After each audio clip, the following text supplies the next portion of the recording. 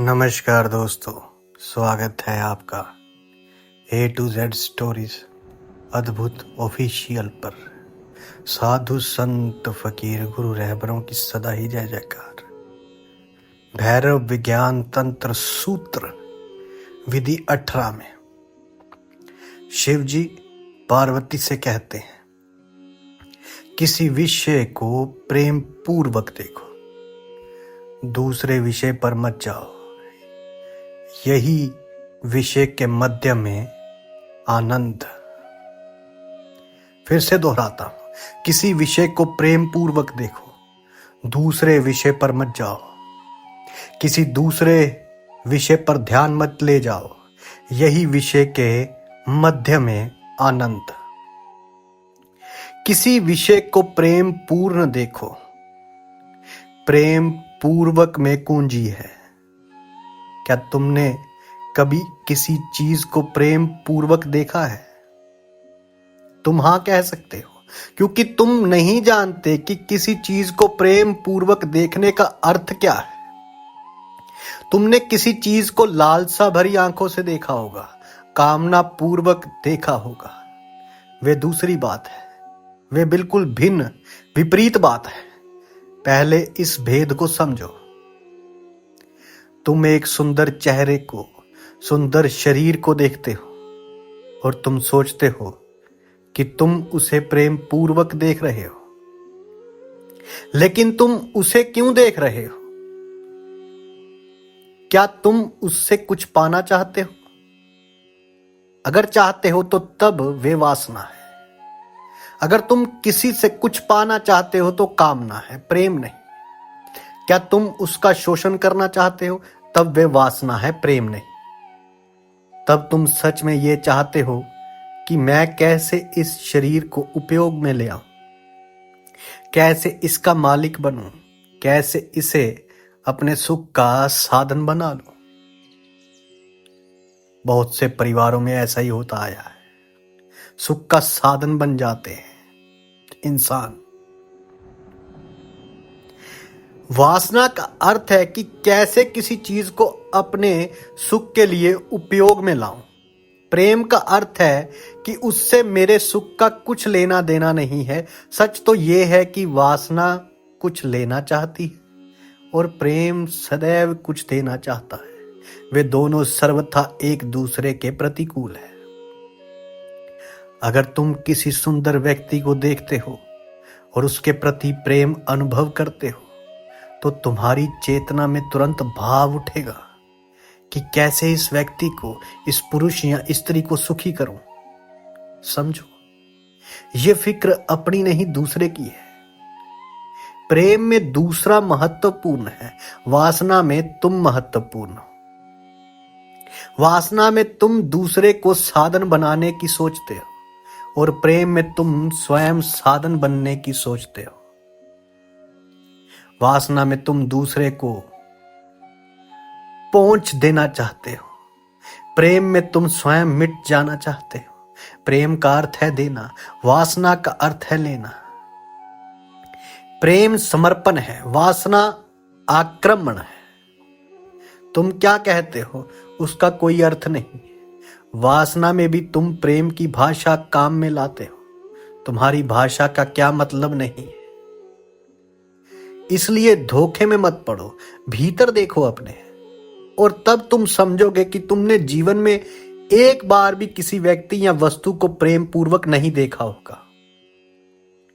अब एक दूसरा भेद भी समझ लेना।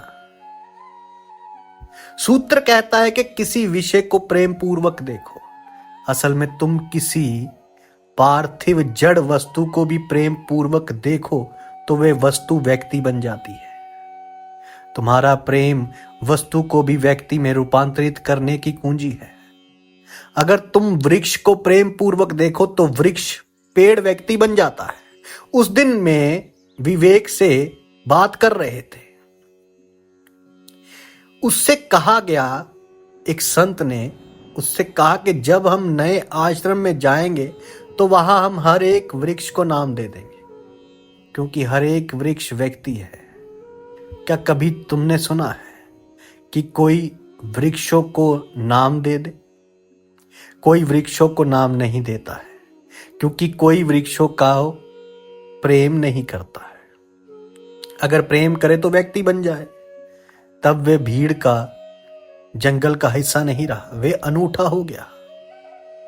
तुम कुत्तों और बिल्लियों को नाम देते हो। जब तुम कुत्ते को नाम देते हो, उसे टाइगर कहते हो, तो कुत्ता व्यक्ति बन जाता है।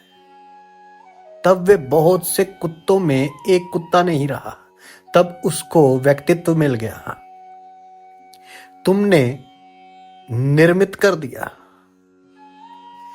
जब भी तुम किसी चीज को प्रेम पूर्वक देखते हो, वे चीज व्यक्ति बन जाती है। और इसका उल्टा भी सही है। जब तुम किसी व्यक्ति को वासना पूर्वक देखते हो, तो वह व्यक्ति वस्तु बन जाता है। यही कारण है कि वासना भरी आंखों में विकर्षण होता है, क्योंकि कोई भी वस्तु होना नहीं चाहता। जब तुम अपनी पत्नी को या किसी दूसरी स्त्री को या पुरुष को वासना की दृष्टि से देखते हो, तो उसके दूसरे को चोट पहुंचती है। तुम असल में क्या कर रहे हो? तुम एक जीवित व्यक्ति को मृत साधन में, यंत्र में बदल रहे हो। जो ही तुमने सोचा कि कैसे उसका उपयोग करे, कि तुमने उसकी हत्या ही कर दी, समझो। यही कारण है कि वासना भरी आंखें विकर्षण होती है, कुरूप होती है। और जब तुम किसी को प्रेम से भरकर देखते हो, तो दूसरा ऊंचा उठ जाता है, वे अनूठा हो जाता है। अचानक वे व्यक्ति हो उठता है।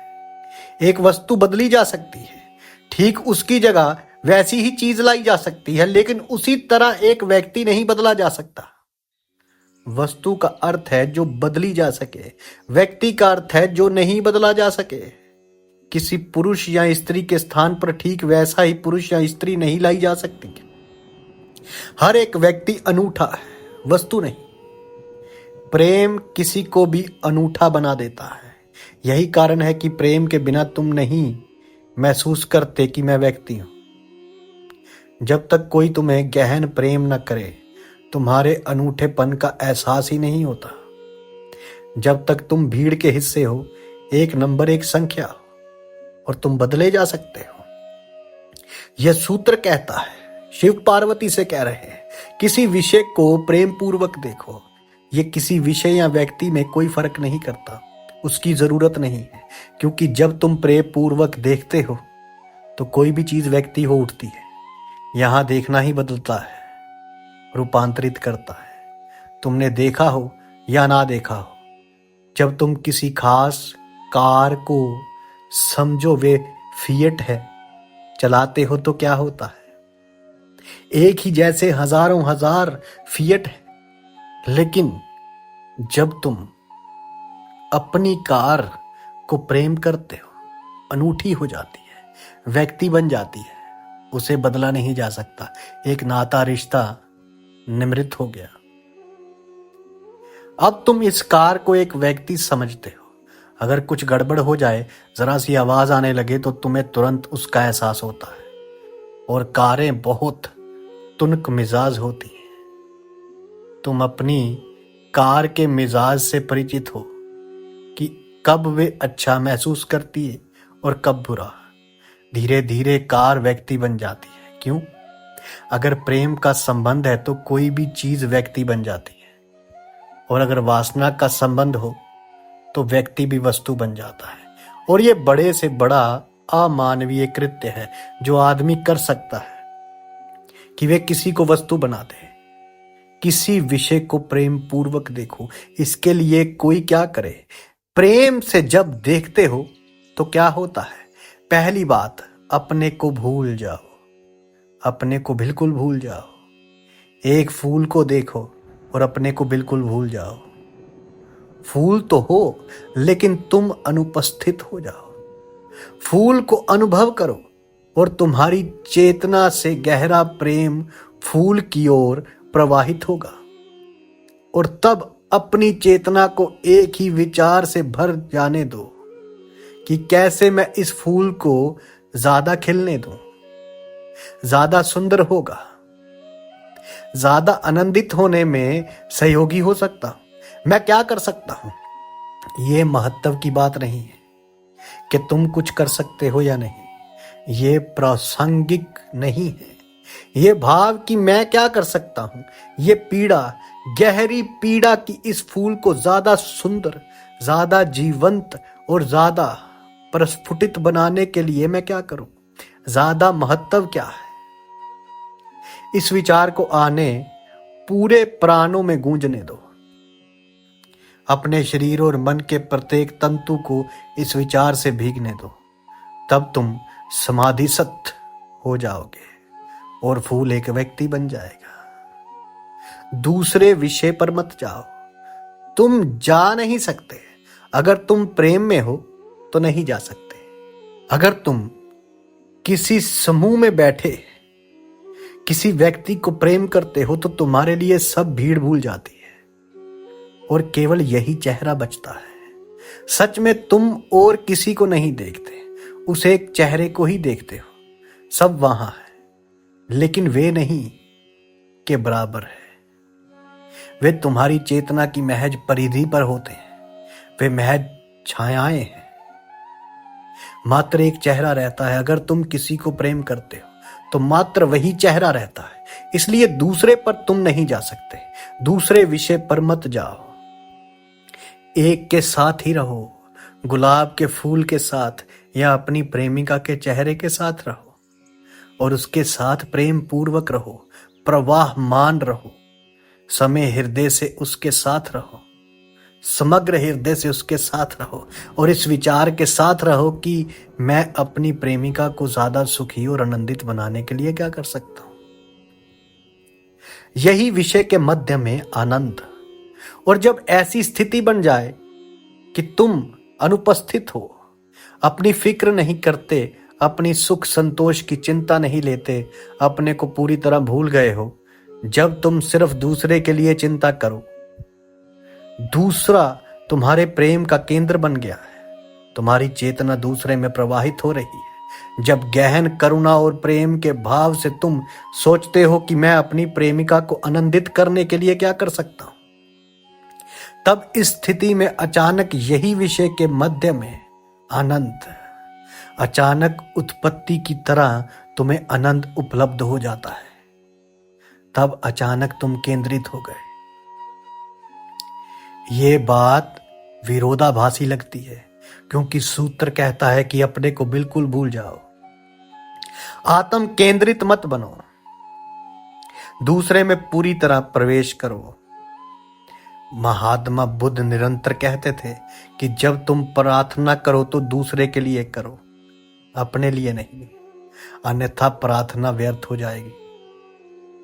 एक आदमी बुद्ध के पास आया और उसने कहा कि मैं आपके उपदेश को स्वीकार करता हूं, लेकिन उसकी एक बात मानना बहुत कठिन है।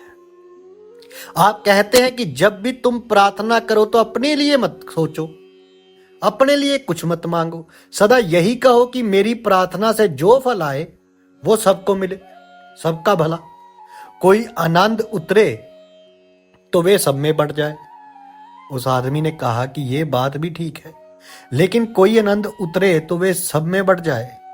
उस आदमी ने कहा यह बात भी ठीक नहीं है, लेकिन मैं इससे एक ही अपवाद करना चाहता हूं, और वे ये है कि कृपा सब में बढ़ जाए तो कोई दिक्कत नहीं, लेकिन मेरे पड़ोसी को ना मिले क्योंकि वे मेरा शत्रु है।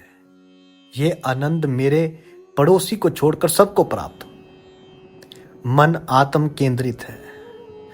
बुद्ध ने उस आदमी से कहा कि तब तुम्हारी प्रार्थना व्यर्थ है।